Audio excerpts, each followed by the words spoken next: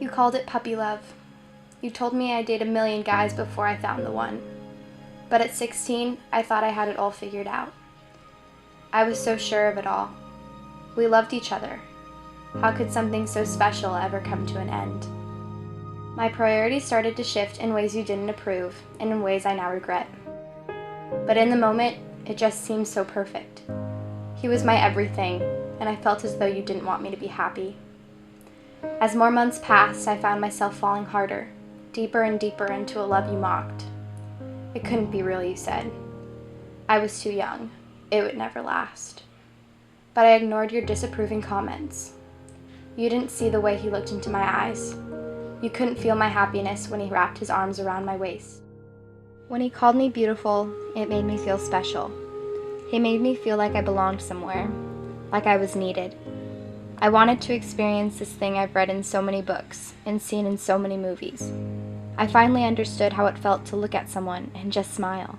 When things got bad, he would listen, and I knew that just one conversation with him would change my entire mood.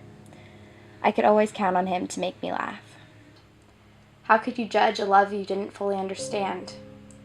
How could you tell me that what I felt for this person was just a phase, something that would soon fade away over time? Love isn't something you can put an age limit on. It just sort of happens. I guess in the end you were right. It didn't last. But it doesn't make it any less real than any other love at any other age. All I wanted was your approval. And now looking back on it all, I know you had the right intentions. You wanted me to be happy. That's all you ever wanted. But you also wanted me to focus on school, and more importantly, the people I knew would always be there for me. You wanted me to experience this wonderful part of life, but you also wanted to protect me from all the evils that come along with love. As a parent, I know it is your job to look out for me. But as a teenager, it is difficult to see that sometimes the things you do or say are actually out of love.